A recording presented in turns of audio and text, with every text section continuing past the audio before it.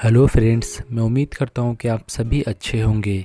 आज फिर से मैं आप सभी के लिए एक स्टोरी लेकर आ गया हूँ जिसका नाम है माई लिटिल वाइफ पार्ट 4। अगर आपने पार्ट 1 से पार्ट 3 तक नहीं देखा है तो पहले आप वो देखिए, नहीं तो ये स्टोरी आपको समझ में नहीं आएगी। तो चलिए आज की स्टोरी शुरू करते हैं।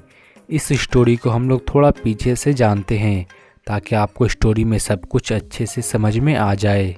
रूम में इतनी गंदगी देख इवान का बीपी हाई हो गया और चेहरा गुस्से से लाल। एक तो इत्ती ने एक साथ इतना ज़्यादा स्नैक्स खाए थे जो हेल्थ के लिए बिल्कुल भी अच्छे नहीं थे, और दूसरा इवान को गंदगी बिल्कुल बर्दाश्त नहीं थी। इवान ज़ोर से चिल्लाते हुए बोला, इत्ती।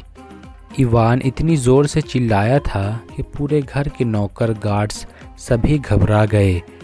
उन सब के बुरी तरह पसीने छूट रहे थे। इवान ने इत्ती के लिए घर पर स्पेशल सिक्योरिटी लगा रखी थी, पर इस समय वो गार्ड भी बहुत घबराए हुए थे। उन सब को खुद पर ही तरस आ रहा था, पर कोई ऐसा भी था जिससे इवान के चिल्लाने से कोई भी फर्क नहीं पड़ा था। जी हाँ, इवान की इतनी ज़ोर से चिल्लाने से भी हमारी इत्ती पर कोई फर्क नहीं पड़ा। वो तो मज़े से कुंभकर्ण की तरह सो रही थी। ये देखकर इवान को और भी ज़्यादा गुस्सा आने लगा। वो जल्दी से अंदर जाकर ज़ोर से दरवाज़ा बंद कर दिया और इत्ती के पास जाकर खड़ा हो गया और उसे घूरने लगा, पर इत्ती तो बेपरवाह सो रही थी। ये देख इवान जल्दी से पास खड़ा जग उठाया और इत्ती पर उछल देता है, पर मजाल है कि इत्ती उठ जाए। वो दूसरी ओर साइड मुंह घुमाकर सो गई।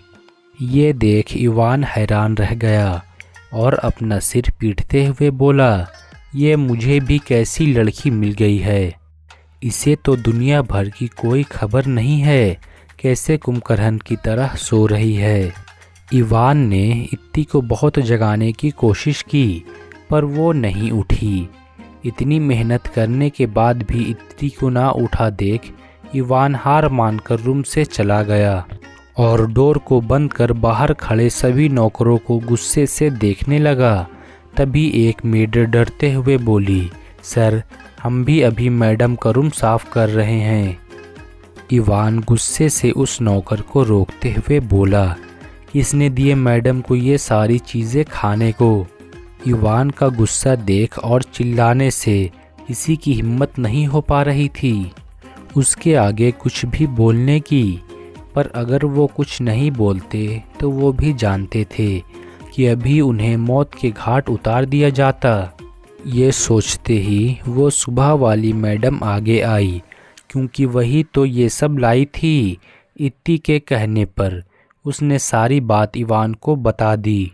इवान गुस्से से उसे घूरते हुए देखने लगा और फिर खुद को थोड़ा शांत करते हुए बोला, तुम अभी के अभी यहाँ से निकल जाओ, नहीं तो ऐसा ना हो मैं अभी तुम्हारा वो हाल करूँ जो तुमने सोचा भी नहीं होगा।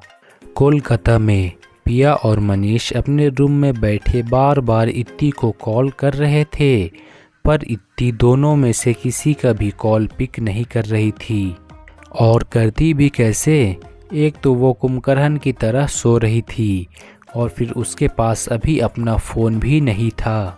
पिया गुस्से से फ़ोन को घूरते हुए बोली, ये लड़की ऐसे कैसे अकेले जा सकती है और एक बार भी हमसे मिलने नहीं आई, बस ये एक मैसेज छोड़कर गई है। दरअसल जब इवान इत्ती को किडनैप करके ले जा रहा था तभी उसने पिया को मैसेज कर दिया था कि वो सबसे कुछ दिन दूर और अकेले रहना चाहती है, इसलिए वो उसकी टेंशन ना ले, क्योंकि इवान ये जानता था कि पिया उसकी बहुत अच्छी फ्रेंड थी और वो इत्ती के साथ ही कोलकाता आई थी। इवान के किला में इवान अपने लिविंग रूम में बैठकर लैपटॉप पर कुछ काम कर रहा था और पूरे घर में एक अलग सी शांति छाई हुई थी। तभी लव और कुश चिल्लाते हुए घर में इंटर करते हुए बोले, भाई देखो हम आपके लिए क्या लाए हैं। और दोनों इवान के सामने सोफे पर बैठ गए। इवान ने अपनी नज़रें उठाकर उन दोनों को देखा फिर उनके हाथ में कपड़े पैकेट को देख और फिर अपने लैपटॉप पर काम करने में बिजी हो गया।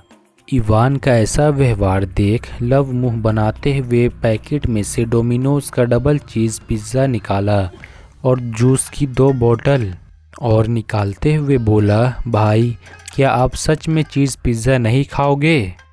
लेकिन इवान लव की बात का कुछ रिएक्ट नहीं किया और अपने काम में ही बिजी रहा। इवान रिलैक्स था क्योंकि अभी तक इत्ती सो रही थी। पर जैसे ही पिज़्ज़ा का बॉक्स ओपन हुआ तो उसकी खुशबू फैलने लगी और खुशबू एक मैग्नेट की तरह इत्ती के रूम तक पहुंच गई। बस फिर क्या था, इत्ती झट से अपने बेड से खड़ी हो गई और अपना बायां हाथ आगे कर शक्तिमान की तरह दौड़ते हुए नींद में ही पिज़्ज़ा की खुशबू का पीछा करने लगी। बिल्कुल वैसे ही जैसे मोटू समोसे के पीछे उड़ता हुआ जाता है। पर अफसोस इत्ती उड़ नहीं सकती थी। इत्ती दौड़ते हुए हॉल में आ गई और पिज़्ज़ा के सामने खड़ी हो गई।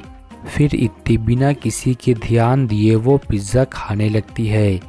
इतनी जल्दी खाती है कि वो बड़ा पिज़्ज़ा सिर्फ 5 मिनट में सफाचट हो जाता है।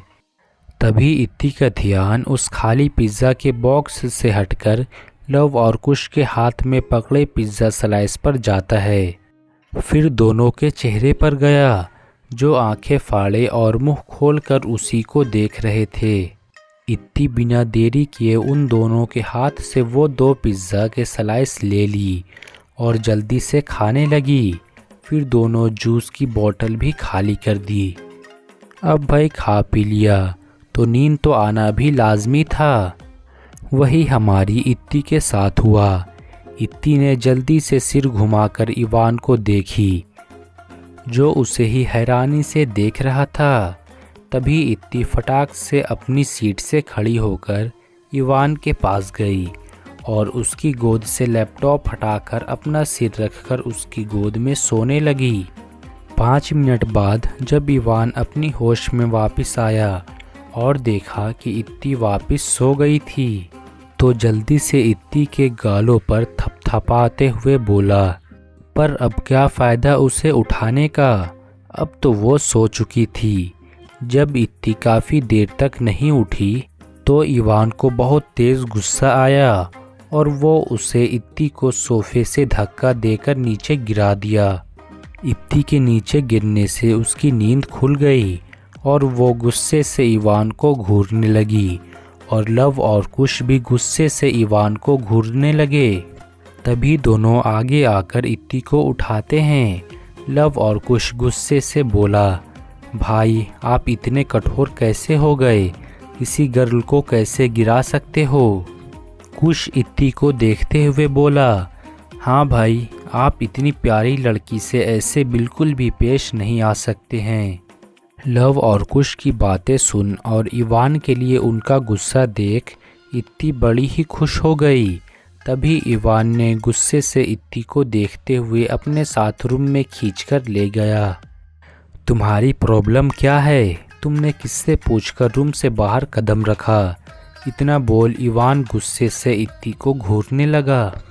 इत्ती बोली, मुझे रूम से बाहर आने के लिए आपकी परमिशन की ज़रूरत नहीं है और वैसे भी मैं यहाँ नहीं रहना चाहती हूँ। इत्ती की बातें सुन इवान को बहुत गुस्सा आया और वो इत्ती को अपने करीब लाकर कहता है, तुम यहाँ से कहीं नहीं जा सकती हो, समझी तुम? पर इवान की किसी भी बात से इत्ती का तो जैसे कोई लेना देना ही नहीं था, इसलिए उसने इवान को मुंह बनाते हुए देखा। तभी इवान उसे घूरते हुए बोला, अब तुम हमेशा के लिए मेरे पास ही रहोगी, तुम मुझे दूर नहीं कर सकती, कभी भी नहीं। तभी इत्ती कुछ सोचते हुए गंभीर लहजे में बोली, दादाजी बोलते थे एक लड़का और एक लड़की तभी साथ रह सकते हैं जब वो दोनों हस्बैंड वाइफ होते हैं, और अगर ऐसा कोई अनजान लड़की किसी लड़के के साथ रहे तो लोग उसे बड़ी गंदी बातें बोलते हैं। ये सब इत्ती ने बड़ी ही मासूमियत से कहा था। वहीं अब इवान को इत्ती की मासूमियत पर बड़ा ही प्यार आ रहा था, क्योंकि वो जानता था कि इत्ती को अभी दुनियादारी की ज़्यादा समझ नहीं थी, इसलिए जो उसे बोल दिया जाए वही उसके लिए पत्थर की लकीर बन जाती थी। इसका अगला पार्ट 5 कल आएगा। इसका अगला पार्ट देखने के लिए आप हमारे चैनल को सब्सक्राइब कर लीजिए ताकि इसका अगला पार्ट सबसे पहले आपके पास पहुँचे।